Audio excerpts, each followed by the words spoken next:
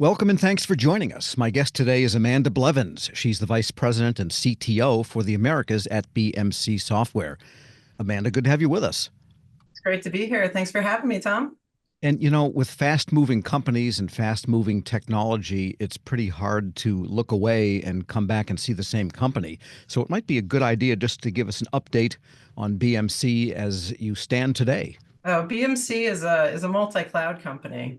And so a lot of folks might know BMC for Remedy and ITSM, but we have a full portfolio across automation, observability, AI ops, cost transparency, performance capacity management down at the infrastructure layer. And that is for all cloud platforms on-prem, at the edge, and mainframe. If you think about the platform engineering layer for DevOps, we have a portfolio to be able to do DevOps on the mainframe with Amy DevX, as well as orchestration for workloads and data pipelines with Control M. And then we also have additional coding capabilities with Code Insights and IDEs and other integrations from our operational tools in the mainframe all the way up to the developer IDE. We play in the security space on the mainframe and through our enterprise service management, as well as that digital employee experience for humans and for AI through the enterprise service management space too. So it sounds like you're kind of at the core of modernization, new application, and enterprise development. Maybe give us the overview of how that matches with what you're getting for demand signals from federal agencies. Well, in my experience, federal agencies do things, especially in the DoD, at very large scale. So our rich heritage and history of doing this for a long time and having these very solid enterprise-grade solutions is key to be able to support, what our Department of Defense and other federal agencies do. We have many, many customers in this space where they use all different parts of our technology. There's certainly enterprise service management throughout the federal space. The Control M solution that I mentioned about being able to move data so you can do data analysis and AI ML, that's very well used. There's lots of folks that still have mainframes and they're critical to our country performing. And so our tools around operations and automation and development also fit in. So it's very key for wherever that workload runs, if it's at the tactical edge or elsewhere deployed in the world, or if it's within on-prem, or if it's in the public cloud, like in AWS, we support all those workloads and the operational across all of them, so folks don't need to change tools and change processes based on the mission they're trying to achieve. Many years ago, agencies and large organizations used to talk about the idea of middleware. It was Yes. not an operating system and it was not a database, nor was it an application, but the middleware tied everything together.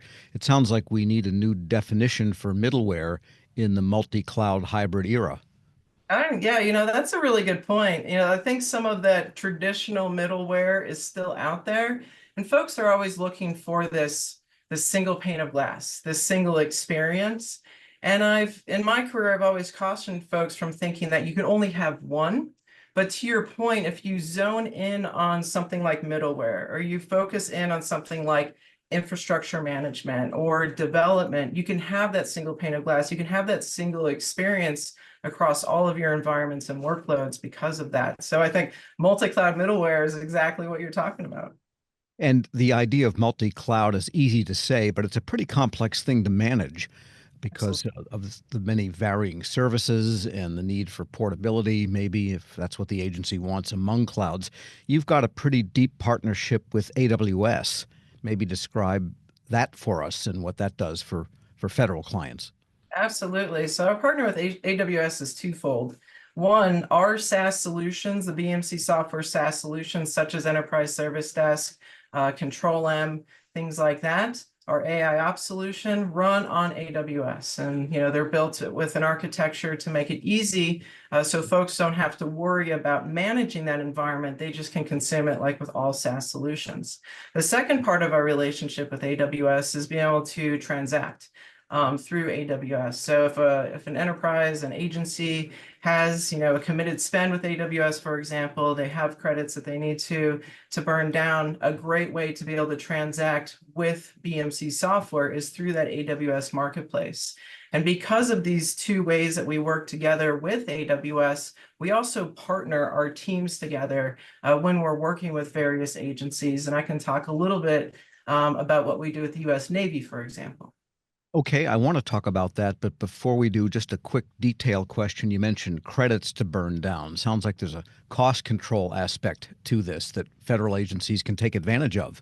Yeah, I've been doing multi-cloud work for a long time in my career and figuring out the best way of where to run workloads.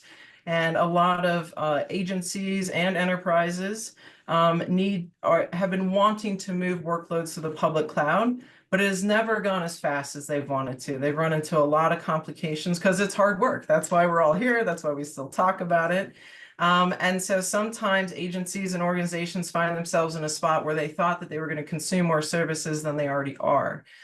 So it's important to be able to maximize the value of any contract that you have with any organization, any technology partner. And so this is a way that we can help not just optimize their workloads as we do with our portfolio, but also optimize their spend so they get the most value from the existing contracts and their technology partners. Yeah, that optimizing the spend, I think, is something that is really dawned en masse in agencies these days as the cloud Yes. costs sometimes continue to mount. And you mentioned work with the Navy as a Mhm. good example of the partnership and how it can benefit an agency. Tell us more about the Navy. Yeah, so the Navy previously had over 100 service desks to be able to, defend our country. And we worked with AWS and the US Navy and another federal contractor to understand, okay, what is the best approach? What is the best architecture? What is the best solution for the US Navy to perform at its highest peak? And so we worked with AWS, federal contractor, and ourselves and the US Navy to bring together and consolidate over 100 of these disparate service desks. Some were BMC software, some were other companies, into a single managed instance running in AWS. So now there isn't 100 places that folks need to go where data is and processes are. There is one single location that is a SaaS solution that the Navy does not have to manage, but yet they're able to run their entire operations from that single location.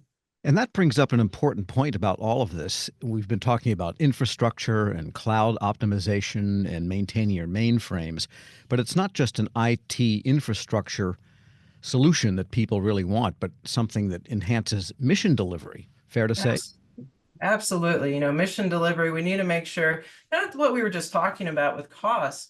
One, we need to make sure that we optimize our performance. We run lean, that we're not wasteful, so we can, achieve our missions as quickly as possible in the most compact and performant way. And to be able to do that, you need to be able to coordinate across so much, across the entire globe. And there's so many systems that need to be up and running, so many people that are involved in this. And so that digital experience that the sailors have, to be able to not have to worry about the software they're interacting with or the parts that they're requesting for their ship or anything else. So they're able to get in and get out and then continue on with their day and continue on with the mission is very, very important. So we talk a lot about the digital experience of IT folks and how developers can work differently and cloud architects can work differently. But what we focus on at BMC is how everybody can work differently and everybody can work better and therefore, be able to contribute to their mission and their goals in a lot stronger way. And with multi-cloud and the use of software as a service, in many ways you have a lot of sources of utilities, you might say, as an agency. The cloud provided ones, the ones such as BMC that are offered as cloud hosted software as a service, plus all of your own. How do you ensure that when updates come out and or patches might come out and they would be issued out of the cloud, either by the SaaS provider like BMC or the cloud commercial provider like AWS, that how do customers maintain assurance that things will continue to work because this piece was updated? Sometimes Right. it can cause a downstream, whoops, we didn't consider that one. Right, right. Well, of course, testing practices inside BMC software before any release is very important. We are actually customer zero, of course, with our own solutions. Our company, our IT department, our enterprise service management runs on the same platform that our partners use and the U.S. Navy consumes. And then with the partnership with AWS, through FedRAMP, IL4, IL5 certifications. We make sure that we meet all of those requirements, so we have a secure offering for all agencies. Okay, and let's talk about that migration as a topic because it was not a single thing that happened that everybody migrated to the cloud. In Right. fact, it's more like a highway. People are getting on, getting off all the time, and it's a continuous process. And so a lot of fresh questions versus the questions that came up 10, 12 years ago with cloud migration. What are the common questions you get from federal customers, and what's some of your best advice? I think a lot of people have seen unexpected costs, and it's not a function of the cloud environment itself that they're choosing. It's because it's often that technologists, maybe even like myself, saw some cool new service, a cool new way to do something, and thought, I should try that out. And they went out there 10, 12 years ago and started doing that work and did not have the guardrails and guidelines in place. So one, they might be a bit wasteful in the services that they're consuming, how the application was architected. It might be insecure because there weren't those standards already in the agency. And so there was this extreme explosion and exponential growth of cloud service usage, but it wasn't controlled like we had on-prem because of all the policies, procedures, and regulatory requirements we had in place there. And so if organizations and agencies started that journey 12, 15, 10 years ago and found themselves in that spot, what I first recommend is to just pause everything, right? Obviously, there's some things that need to be resolved in the public cloud environment. And then there's probably still workloads somewhere out on-prem that should be moved to the public cloud environment based on certain requirements. And so what I like to ask organizations, whether it's an agency or an enterprise, is what is your most mission critical workload? Where do you invest, your resources, your money, your folks? And then look at your IT spend itself. How much are you spending on-prem? Is that where those applications are? Is that where those data analysis tools are? How much are you spending in public cloud? And a lot of times when that work is done, these agencies and organizations identifying they're spending a lot more money and time on environments that are not mission critical to what they're trying to achieve. And once that analysis is done and folks can see, hey, I need to spend more money over here because I need to modernize these systems. If they're staying put, we need to modernize the systems that they're running on. We need to modernize our development practices so we can have hybrid workloads across different environments. We need to change our focus to make sure that we can get these specific workloads to public cloud. We need to change our operational aspect on the mainframe to be able to tie into modern ways of doing things in the multi-cloud operations. So it's really about identifying where your money goes and if it's going to the right place, and then determining what you might need to pause and go back and work on instead of maybe what your project plans indicate that you should be doing over the next few months. In many ways, it's like people at home that have too many cable subscriptions and they go on, and one day you wake up and realize it's time to prune. But it also strikes me that there is a benefit in cybersecurity from this kind of pruning and prioritization simply by turning off things that you don't need or haven't thought of in a while that aren't contributing much to the mission, yet they present an attack surface that you're paying for. Absolutely. And if it started before you had these guidelines and guardrails and processes in place and DevOps and SecOps and all these things, it is possible that somebody that did not have the subject matter expertise spun up a workload or started using public cloud services. And it's not that they were being malicious, it's just that they didn't know better. And therefore, there might be services or workloads deployed that are insecure and, like you said, are an attack surface. So there are tools out there from various organizations where you can do an analysis of your entire footprint and your environment. At BMC, we provide that for the mainframe, and there's companies that provide it for public cloud and on-prem and other things. And it's really important, even if it might not seem like a popular workload or something that's used a lot for the agency. It is a way in. Like you said, it's an attack vector. So be able to discover all of your workloads across your entire technology platform is really important. And it's important whether you already have all your workloads where you want them to be, whether you're on your public cloud migration journey, whether you're thinking of modernizing on-prem or doing something with a mainframe.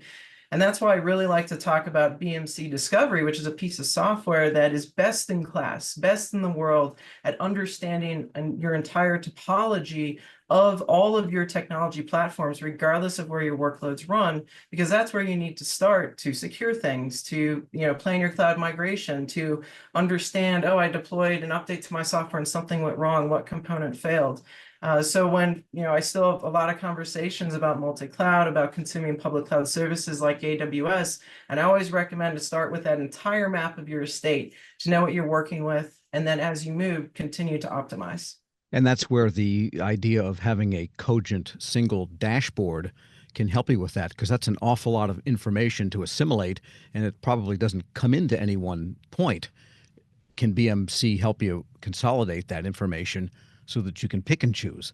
Absolutely. So we have our discovery tool that will go out and create the entire topology of your services, the infrastructure, the networking gear, the container-based workloads, the public cloud services you consume. And then we're able to tie that into all the other data that you can provide us. So if you're using various AWS monitoring tools, if you have other third-party solutions, give us all of that data, not just infrastructure and application performance, but also give us your software release data. If you're using Jira or other things, populate that as well, because then our technology through AI Ops will give you the ability to not have to look at 10,000, 50,000 different alerts when you're looking to troubleshoot or prevent an issue. We're able to reduce that noise exponentially so your teams can focus on the most important thing to resolve a degradation, an outage, or prevent one in the future. And a final question, because I think federal agencies often try to benchmark themselves against industry.